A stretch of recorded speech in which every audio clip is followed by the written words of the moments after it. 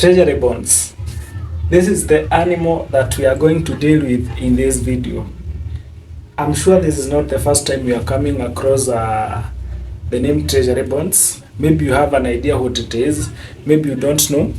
We are going to spend the next few minutes, I don't know how few they are, to discuss about Treasury bonds. But before we do that, in case you are coming across this channel for the first time, here we discuss things to do with personal finances. We discuss avenues that are there for you that you can take advantage of and get to invest.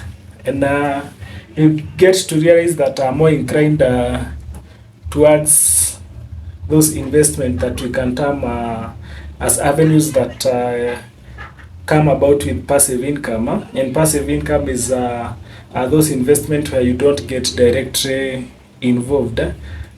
These are investments that you get to make as you go along with your daily activities.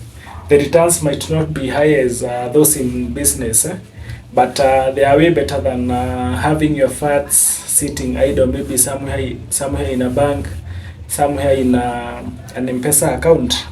So this is the animal that we are going to discuss in this video. Maybe you have heard about it, maybe you have not. I'm sure maybe you have come across my videos sometimes back talking about the same, giving updates on the monthly deals that have been there in the year 2024. And but I had to redo this video so that to give in everyone who has interest in treasury bonds to get a deep understanding of what they are and how you can get to invest in treasury bonds and the benefit that you get from investing in treasury bonds. So spend the next few minutes with me.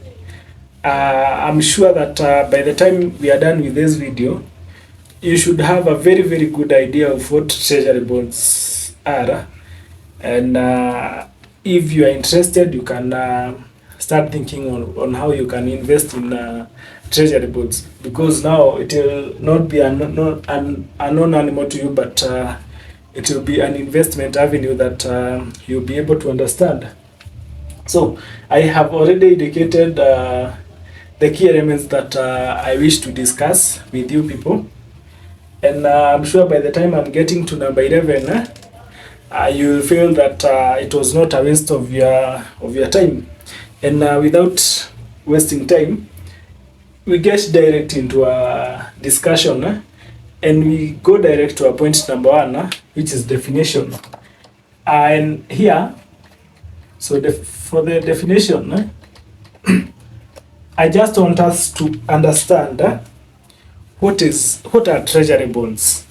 The first thing that you need to understand is that you should never invest in something that you don't understand. So that is why even before we go talking about the rates and the payments, we need to understand what we are talking about. Never make a mistake of investing in something that you don't understand. And to start with, I can say that treasury bonds are part of the big umbrella of investments that we can call government securities. So this is where they fall, government securities. And under this, we have two major investment avenues that are available under government securities. Number 1 is the treasury bonds, what we are going to discuss. And number 2 is the treasury bills. Of course, we'll get to discuss this sometimes later. So they are under the umbrella of what we call government securities. And now let's get to focus on our main discussion for this video, which is treasury bonds. And I can simply define treasury bonds as a loan. Treasury bonds are simply loans, and we all know that every loan has two parties. There is no loan that involves one individual or one party. So in every loan, there must be that party who is borrowing, and there must be that party who is lending. So in this case, for the treasury bonds, the party who is borrowing is the Kenyan government. The Kenyan government. They are the one who are borrowing. Who are they borrowing from? They are borrowing from Kenyans. So, from that point, I hope it is clear that you get to understand that treasury bonds are simply loans advanced to the government by the members of the public. Why would the government come borrowing money from Kenyans? We have had a lot of stories concerning government debt, especially in our country, Kenya. Debt. We have two types of debt. Wengi wetu tunajua tu deni ya China sana sana, but we have two types of debt. We have what we call foreign debt. Ili sasa ndio pesa inaombwa China, naombwa IMF, that is foreign debt, and we have what we call domestic debt. So government borrows from the public through treasury bonds and treasury bills. So this is where treasury bonds fall in. The government is borrowing locally from Kenyans to fund various projects. Every treasury bond will always have a purpose for which the government intends to borrow the money from. So the government will benefit, of course, in this kind of engagement. Each party must benefit, and the government will benefit from getting funds for its project. The government will get funds for the project, and Kenyans who have lended to the government, or we can call them investors, get to benefit from interest. I'm sure that if you have ever taken a loan, maybe from the bank, maybe from a mobile lending app, maybe from a Shylock, I'm sure if you borrowed 10,000 shillings, you did not refund exactly 10,000 shillings. You refunded with some interest, and that person got to benefit from the interest. The same way, if you get to invest to lend to the government, they will pay you interest, and that is the return that you get from investing in treasury bonds. So, for definition, I hope you are all clear.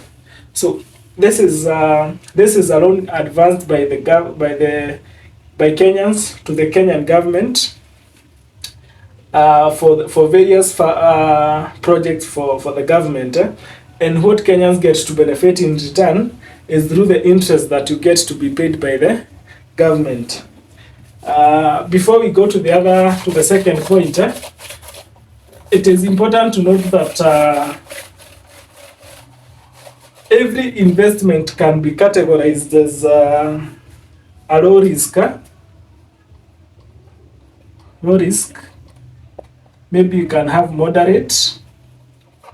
And we can also have high risk investments.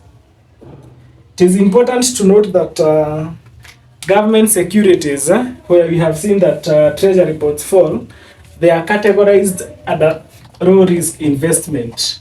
In fact, you can hear some people saying that government securities, that is the treasury bonds and the treasury bills, are sometimes referred to as risk-free investments, but it is a term that I really avoid using, because it is only our God who is perfect who can come up with a risk-free investment. But as far as an investment involves human beings, I don't prefer to calling it risk-free, but let's go with the word low risk. So this is a low risk investment, because before the government defaults, it means that the entire system, the entire financial system of that country will have gone down and nothing will be working. By the time the government gets to default on its loans, everything will be really bad. And I know you are there, you are saying that you cannot invest in this government because you don't trust them. I can assure you that wherever you are putting your money, may it be in a bank, may it be in a circle, may it be with a fund manager, I can assure you that some of this money is invested in government securities. So if the government was to default today, some of your money will go down, because some of the money that you have invested, you have deposited in your bank with your fund manager, all this money is some of it is invested in government securities. So the moment government securities gets to go down, I don't think there is another investment that will be left standing. And I can repeat and say that by the time the government comes to default, I think the financial system will have already gone down. So all investment will have gone away. So government securities, that is the treasury bonds, are considered to be low risk investments. So there is no much risk that is involved in it. So if you are an investor who, we also have different types of investors. There are those who that we call risk averse. We have risk neutral. This one do not care about risk. And I think we have risk seekers. If you fall in the category that you are attracted to low risk, this is the type of investment that you can get to go for. So it is a very low risk investment. So I hope it is clear from that point before we have any other discussion. So for the purpose of understanding, I have already quoted the example of a bond that I'm going to use. That is the IFB1 stroke 2024 stroke 8.5. It's unfortunately that the government is not issuing so many new bonds nowadays. They are focusing more on reopening bonds that have been issued previously, and we will come to discuss about reopened bonds in future. So right now we are focusing on new bonds. So I had a challenge getting a new bond that was recently issued, and I had to go all the way back to use an example of a bond that was issued in February of 2024. But it will serve the purpose of illustrating all these features of a bond. And it's good that I make it clear that all these features of a bond are contained in a document that we call bond prospectus. Bond prospectus. Whenever Central Bank of Kenya is issuing a bond, they need to give what we call a bond prospectus that contain every information regarding that bond. Now, let's take our discussion to part 2, where we get to discuss the title. Number 2, that is the title of the bond. And the reason as to why I felt it is important that we get to discuss the title, it is because there is some crucial information that you can get right away from the title, even before you open that bond or get to think what the bond is all about. There is some crucial information that you can get from the title. An example of a title of a bond is this. So this is IFB1. This is IFB1 stroke 2024 stroke 8.5. Now, this title has 3 parts. This title has 3 parts. Each part, there is something that you can be able to get from it. There is some information that you can be able to get from it. The first part tells you about the type of the bond. And let me mention from this point that we majorly have 2 types of bonds. And these bonds are basically classified by whether a bond is taxable or not taxable. And by taxable, I mean that if you have ever invested in any investment avenues that give you interest, I'm sure you have known that that interest that you get to earn is subject to some tax we call the withholding tax. So the two major classes of bonds are classified on whether the interest that you earn is taxable or not taxable. So they are majorly based on taxation. And from there, we have 2 types of bonds. Let's just call them the taxable. And the bond that do not attract tax is a very famous bond that is called the infrastructure bond.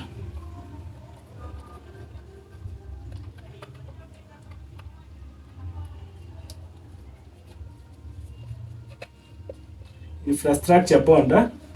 So from these 2 types of bonds, this bond is subject to withholding tax, and this is not subject to withholding tax.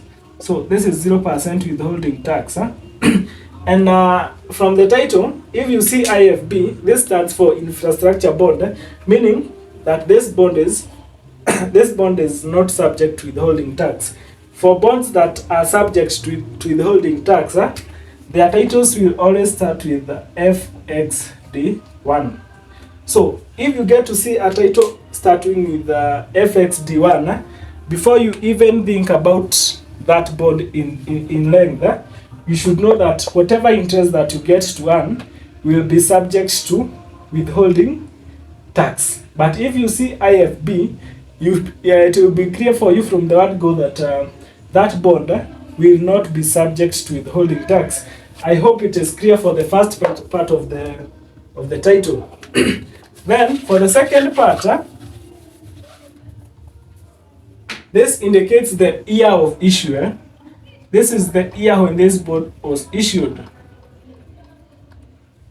And if you see the bond is through 2024, it means that bond was issued in 2024.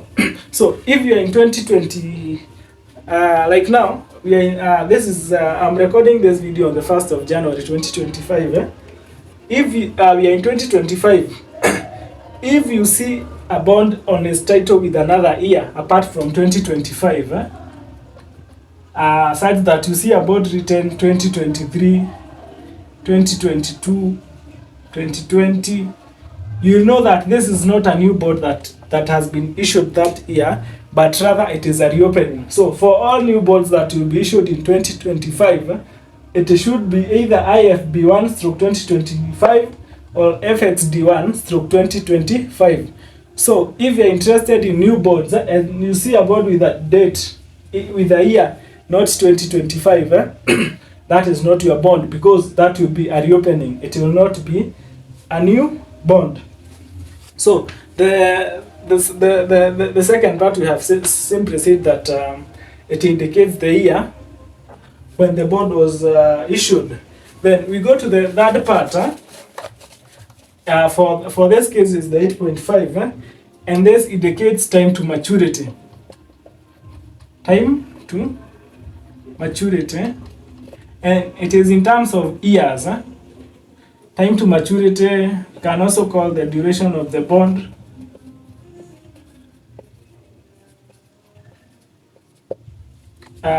But I think you'll come to discuss about it in the next step, so I will not dwell much in it for now. But just get to know it is in terms of years, and it indicates the time to maturity or the duration of that bond. I hope it's clear on the title of the bond and all the information that you can gather from the title of the bond. Now, We move to the next subtopic that I had indicated on my list. That is time to maturity. Time to maturity. Let me start by saying that bonds are long-term investment, and for an investment to be termed to be long-term, it should have a duration or a maturity period of greater than 1 year. So you'll never see a bond with a maturity of 6 months.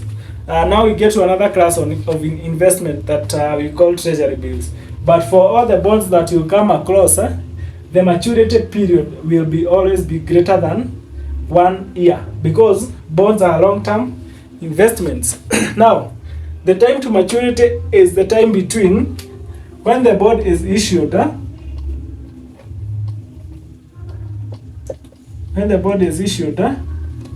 to time when it matures. That is like the time for which you will have invested your funds in that bond. It is the time between paying your money to CBK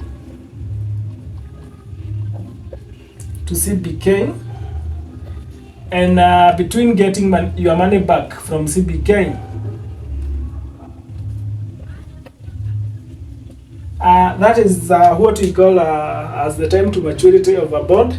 But we'll get to see some small differences when we are discussing something that we call the redemption structure, and we get to realize that it is not all investors who will have their money held by CBK, maybe for the case of this bond for 8.5 years. We'll see as to why some investors will get their principal amount back earlier than the time to maturity. So time to maturity is the time for which you get to invest, but not in all the cases. But I'll explain that when we get to the point of redemption structure. So, but for now, just get as it is. It is the duration of that bond, the time between when you invest to the time you get back your money. It is the time for which that investment will hold. But we'll come to see the few differences. We go to point number 4. That is the coupon rate.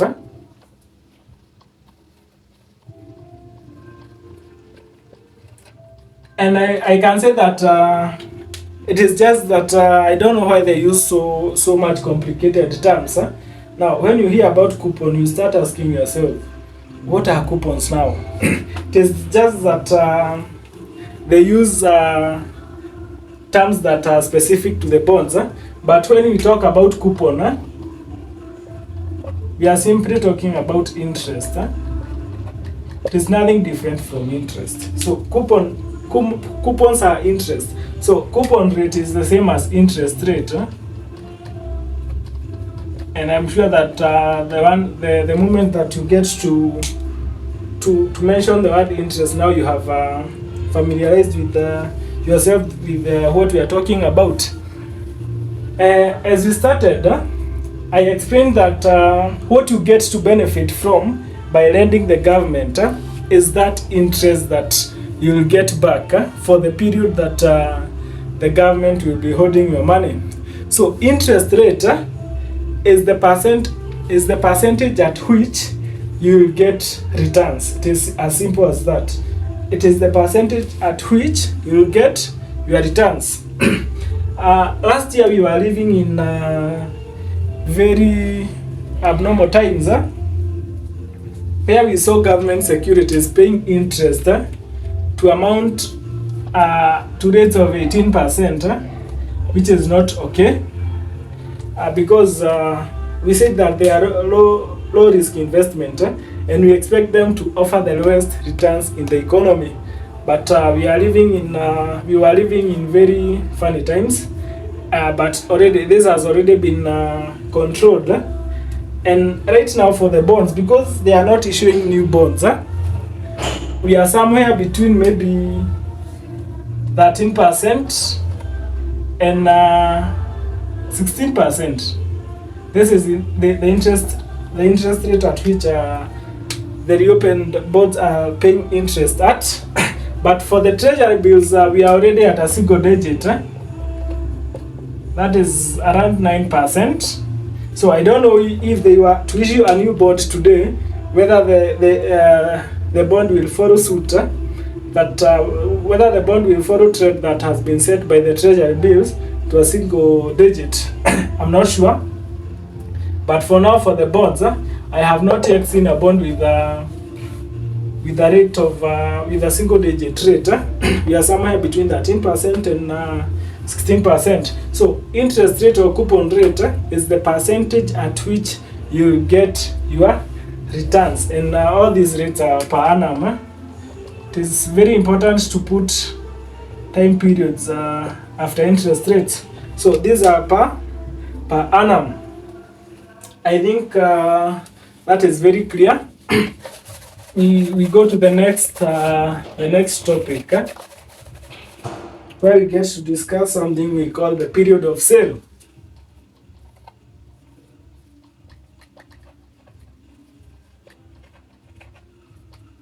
So the period of sale, treasury bonds are sold in a scenario like a market. Or let me use an example that many of us can relate with. Suppose a certain celebrity is holding an event. This guy will not come and tell you today that tomorrow I will be having an event at a particular place. Show up. That it cannot be like that, because if you happen to do that, I'm sure the turnout for the event will be very low. So what happens if a celebrity is holding an event? This guy inform you that they will be having an event in future, say maybe a month before. They tell you that they will be having an event on the 31st of January 2025, and they open room for you to buy tickets. So this period between the guy announcing that they have an event and the date of the event, this is the period when you get to buy tickets, and this I can term it as the period of sale. The same concept is applied by the Central Bank of Kenya. The Central Bank of Kenya does not come and say that we will be having a vote tomorrow, so investors bid and get your results. Sorry. The Central Bank of Kenya has to give people time to make bids and maybe put their funds in order before they effect a bond. So period of sale is that time that is given by the Central Bank of Kenya between announcing, or let's say floating a bond to the date they actually sell the bond to investors. So this is the period that we call the period of sale. The period between floating a bond and the day they actually sell the bond to the investors. So this period here is majorly used for bidding, issuing of results,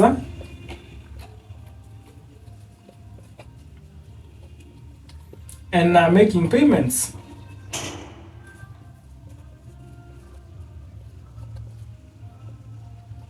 So this is what we call as the period of sale. Like for this particular bond, we can confirm what was the period of sale for this particular bond, and I can see that it is from the 24th of January 2024 to the 14th of February 2024.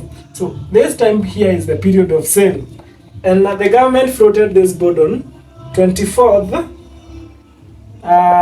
January 2024. So meaning they started receiving bonds bids for this particular bonds on 24th of January, and that was to go on for a full 3 weeks up to the 14th of February 2024. So the investors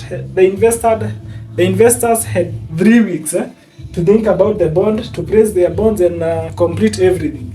That is closely related to our subtopic number 6. Let me just indicate it here. That is the value date. Now, this is the date that now these transactions are effected. Like after bidding between 24th and 14th of February, you get the results of the bidding if you have placed a bid, whether it is successful or not. If it is successful, you get to make your payment. Now, after you make your payment, the value date is when your transaction come to effect. Like this one, the value date was 19th of January 2024. So, if you have made the payment by this date, now this is the day that you can call yourself a bond investor. All this period you had not invested, but this is the particular day that the contract between you and the Central Bank of Kenya come into force, and that is the value date of the bond. I hope you get the difference between the dates. That is the day by which the bond is floated, the day by which bidding is closed, and the day the contract between you and the Central Bank of Kenya come into force. Now, let's go to our subtopic number 7. I hope I'm not moving so fast or so slow. And our subtopic number 7 is minimum amount.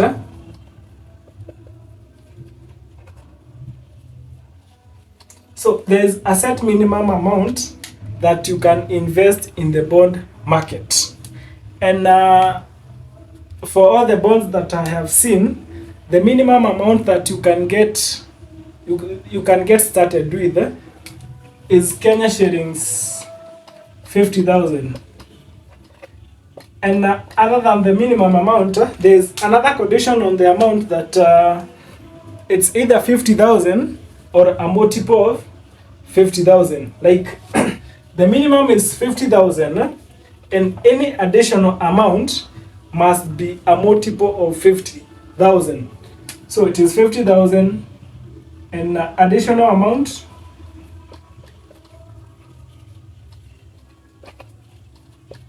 has to be a multiple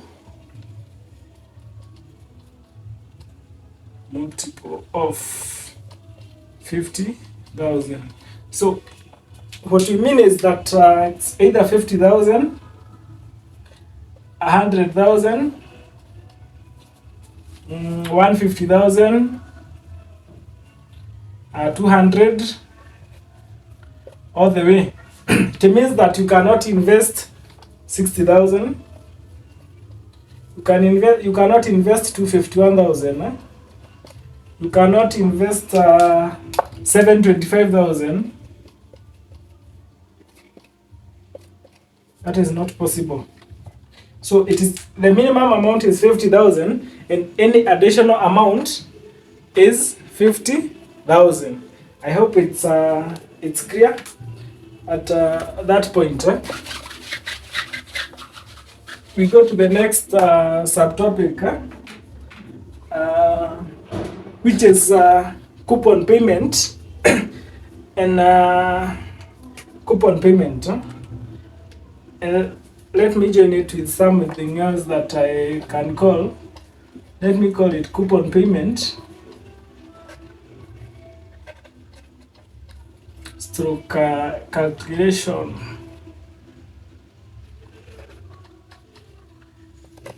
Let me just mention that coupons, that is the interest from bonds, is paid in 2 installments per year. So the interest that you are supposed to gain to earn in 1 year, it is broken down into 2, and you are paid in 2 installments. Now, how do you go about calculating interest? let's say the coupon rate, which we have already discussed, is 15%. No, not 15,000. 15%.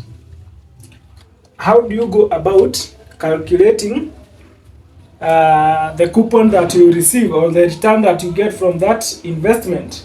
Now, I will always like using an example of an investor who invests 100,000, so that the mathematics can be very simple and clear to everyone.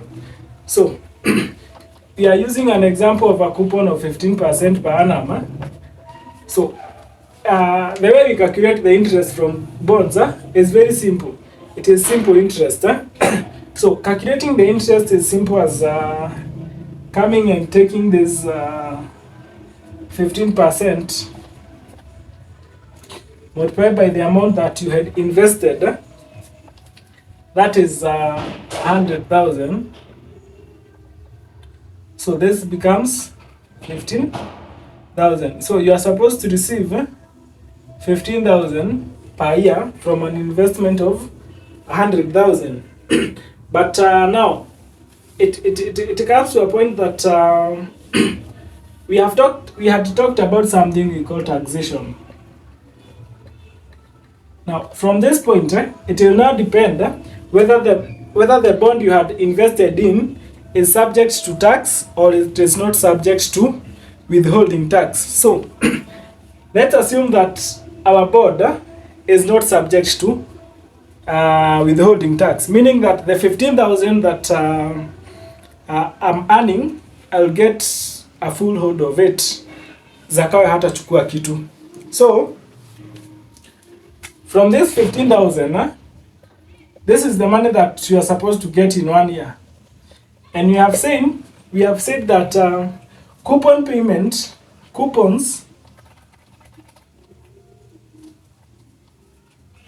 are paid 2 times a year, or in 2 installments. 2 installments.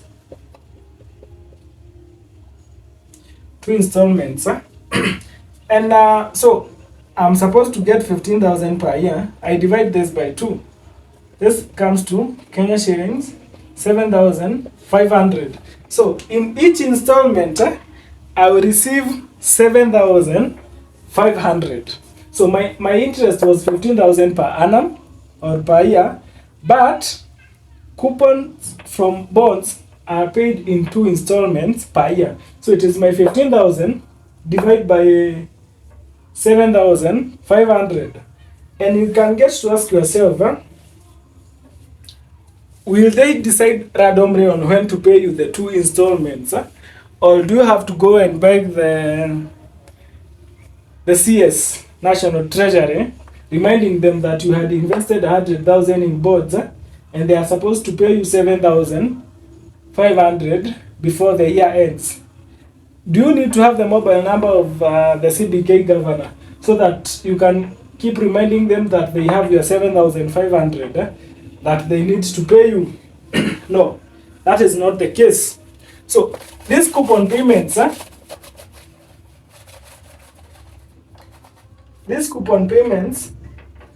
are made on a predetermined date.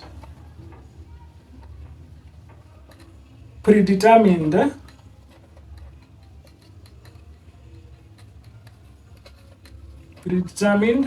dates. Like for this particular bond,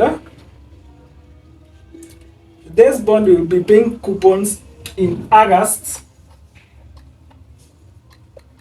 and February. And to be more specific, the dates in the months of February and in the month of August are already predetermined when the interest will be paid. So here we have the first coupon was to be paid in 19th of August 2024. The other coupon will be paid on 17th of February 2025. The other one will be paid on 18th of August 2025. Going on. until the last coupon will be paid on that is the 9th of August 2032. So the interests are paid on predetermined dates. So, and we have said that it is you can see it is after every 6 months. So I am entitled to 15,000 per year. So here I receive 7,500. Here I receive 7,500. Here I receive 7,500. Going on. And this is money that you get effortlessly. You don't have to remind anyone to pay you your coupons. You don't need to do anything. You don't have to undergo any process for you to get your coupons. This is money that you will be walking on the streets on the 17th of February, and you get an alert. Kuangalia, it is a confirmation from your banker that your account has received 7,500. That is a coupon payment of some amount that you had invested in treasury bonds. Then, before I came to this, we had talked about after getting the 15,000. We had talked about something of whether it will vary if your bond is taxable or not taxable. And we have seen the example of a bond that is not taxable. You'll get your 7,500 two times. Let's assume that our bond was taxable at this point. Let's say the bond has a withholding tax of 10%.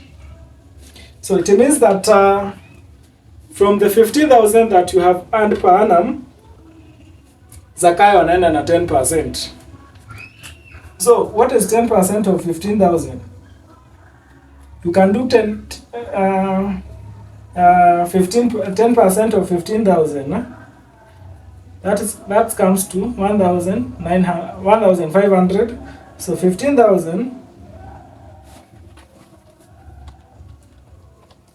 So 15,000. You less the withholding tax 1,500. That will come to 13,500. So the interest that you are entitled to for that year is 13,500. But we said interest is paid in 2 installments. So it is 13,500. You divide by 2 times because of the 2 installments.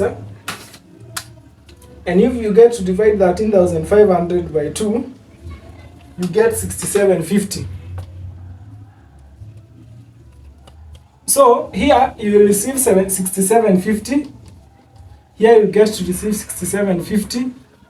Here you get to receive 6750. I hope it's very clear that once you calculate the interest, if the bond is taxable, you less withholding tax. Whatever the amount that you get per annum, divide that by 2, because the interest is paid in 2 installments per year, in some predetermined months, in some predetermined dates. If that is clear, let me go to my point number 9. We are almost done. Maybe we have taken so much time that than you expected, but we are at point number 9, and we are going to point number 11, and I think we have already discussed point number 10. So this is a very important point when it comes to investment in bonds. That is the redemption structure.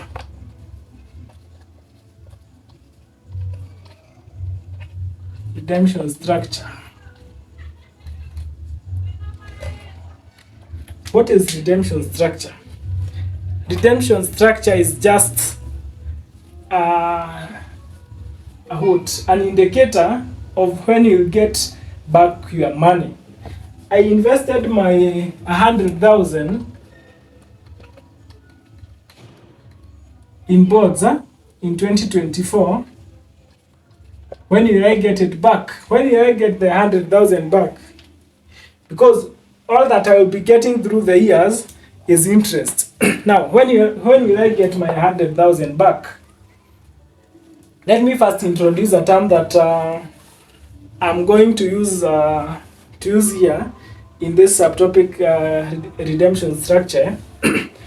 And I'm not sure that I know the spelling of the term. Huh? So let me just confirm the spelling so that I don't say things that I cannot defend in a court of law.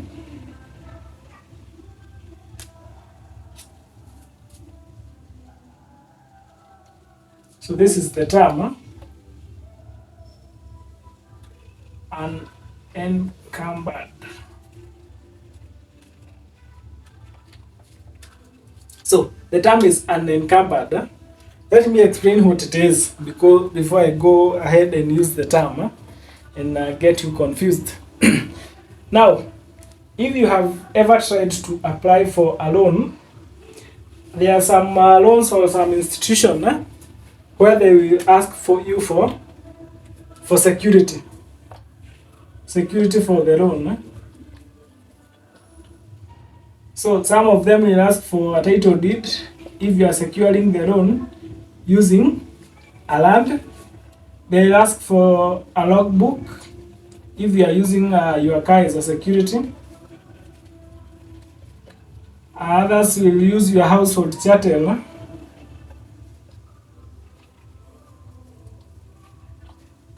That is for some types of credit facilities. Now, you can use your investment in bond as a security for loan. So if you have invested in bonds and you want a loan, and you go to any bank for a loan facility, you can use your investment in bonds as part of the security.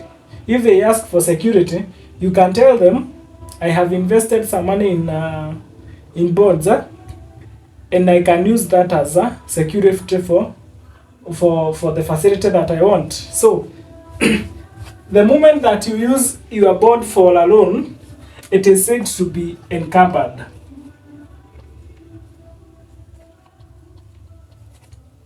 So the moment you use your facility, your bond investment as a security for a loan, it is said to be encumbered. So when we are talking about the redemption structure, we'll specifically be discussing about we'll be discussing about amounts that have not been used as security for loans, and those are the amounts that we refer to as an encumbered amount.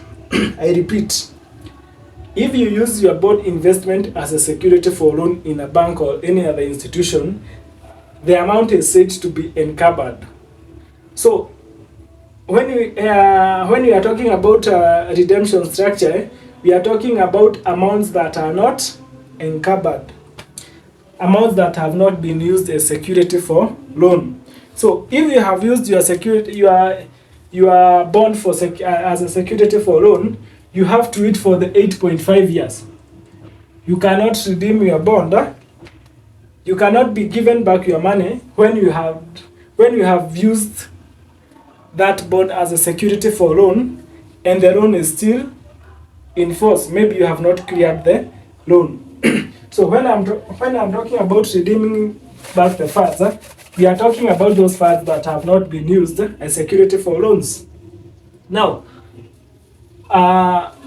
this bond, we have said that it was issued in 2024, and the time to maturity is 8 years. If you add the two, you will get that this should come somewhere to 2032.5. That is mid-2032. But not every investor will have to wait up to mid-2032 to get back their funds. And not all the funds will not be given back on a particular date in 2032. Bonds are redeemed in phases. Like the government of Kenya will pay a certain percentage this year, another percentage the other year, and then the quoted date, that is in 2032, they will only be making final payments. So every bond will come with its own maturity redemption structure, and I will use the structure of this bond to explain what we mean by redemption structure.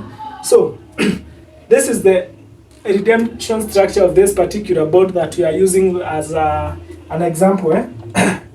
The first payment will be made on 15th of February 2027, 20%. The other payment will be on the 11th of February 2030. That is 30%.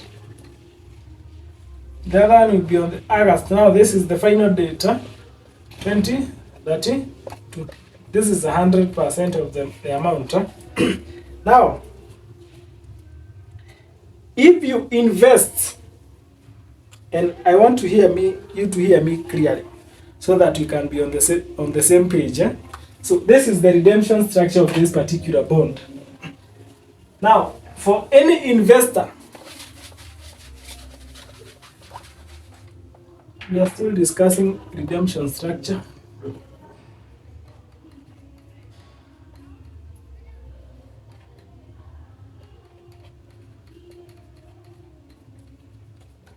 So if you had invested an amount below, chaniache kutumia science, not all of us can remember that mathematics. If you had invested amounts below 1 million, if you had invested amounts below 1 million, the day that they start redeeming this bond, that is on the 15th of February 2027, you'll get 100% of your money. I hope it's clear. If you had invested an amount below 1 million, the day they start redeeming this bond, like for this particular bond is on the 15th of August 2027, you'll get back 100% of your money. So you get 100% at the first redemption date. First redemption date. So for this one, it is on the 15th of February 2027. So investors who had invested amount below 1 million, they'll get 100% of their money back. Meaning you have been given back your principal, and so you stop receiving interest. I hope it is clear. So, for someone who had invested amounts below 1 million, they'll get all their money back in 2027. And so they'll stop receiving interest from 2027. So for them, the bond will not be for a period of 8.5 years, but rather it will be only for a period of 3 years. So for them, it will not be an 8 years bond, but it will be a 3 years bond. That is why I said that sometimes time to maturity will not always indicate the time that your money will be with the government based on the amount that you had invested. So for someone who invested less than 1 million in this bond, for them it is a 3-year bond because they will get their money back in 2027, meaning they stop receiving interest. Now, this redemption structure is investors who had invested amount above 1 million.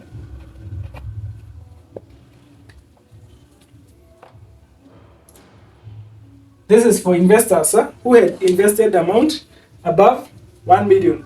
So on the 15th of February 2027, they get a 20% of their money. On the 11th of February 2030, they get 30% of the remaining amount. And on the 9th of August 2032, they get 100% of their principal amount back. So this is an 8-year bond for individuals who had invested more than 1 million. And even for them, it is not the whole amount that they will get back after 8 years. They will only get some percentage that will not be settled in 2027 and in 2030. I hope it's clear. And it is important to note the redemption structure of a bond so that to ensure that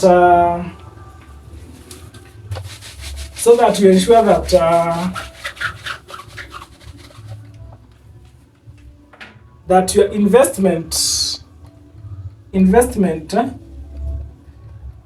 is in line with your financial goals. Because if you don't understand the redemption structure of a bond, you can invest in a bond that will not be in line with your financial goals. But, maybe you have a son who is joining Form 1 in the next 2 years, and you have already set some money aside for that guy to go to school. So if you come and invest that money in this bond, and we have seen that you get your money back after 3, let's assume it is less than 1 million. Your son should be joining school in 2 years' time. Then you bring that money and invest in an investment that will give back the principal amount after 3 years. So here there will be a conflict between the investment that you are making and your financial goals. So it is very important to note the redemption structure of any bond.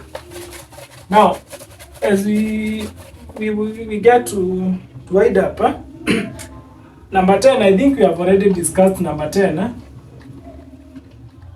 because it is taxation. I think we have already discussed this, and we said that we have 2 types of bonds. We have some that are taxable, and this withholding tax will be somewhere between 10% or 15%. And we have infrastructure bond.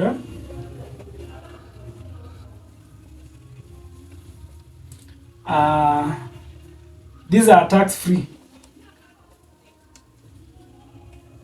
This means that you take all your interest home. We said that the titles for the infrastructure bonds will always start with IFBs, and for this one they will always start with FXDs. I hope it is clear. And I have not seen an untaxable bond for quite some time. You know, we are in the era where the government is taking too much tax from Kenyans. So they are not even issuing such bonds so that they get to tax any investor who gets to invest in bonds. So, and my last subtopic of the video there is bidding. Bidding procedures. I will discuss this in some later video where I give now a view of the whole procedure. But let me just mention that there are 2 ways in which you can invest in bonds. Number 1 is through an agent. That can be a bank or other investment avenues.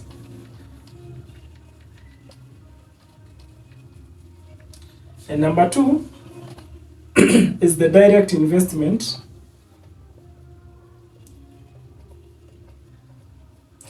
And as far as you have the knowledge to come to YouTube and get to watch my video, I don't see why you should go for the agent way, and you have the knowledge to go for the direct way.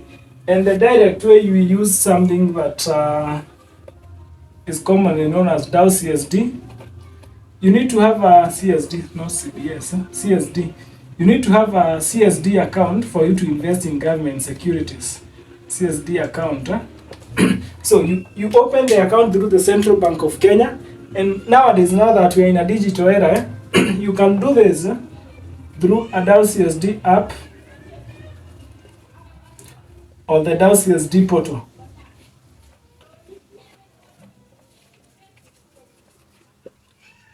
So through the two avenues, you can be able to open a DAO CSD account and get to invest in treasury bonds. So the process is as a board gets floated, bidding is done, the government issues results for those for the bids that were successful and those that were not successful.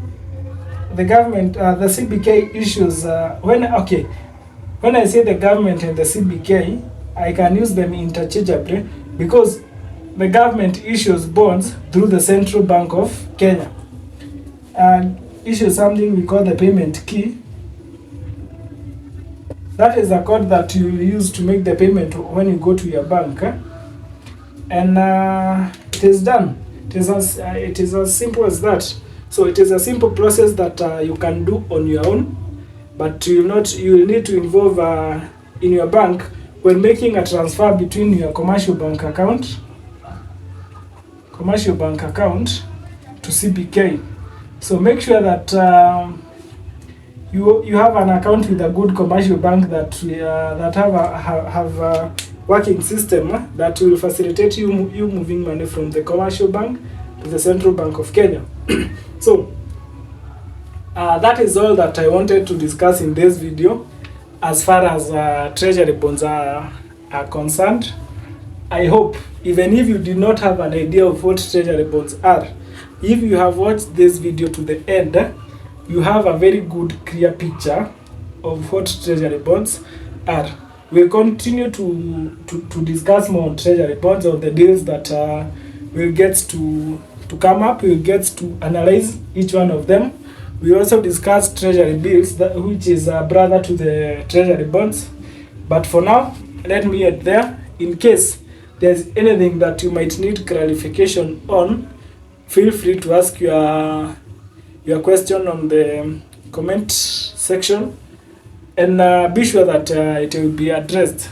Otherwise, for now, see you in the next video.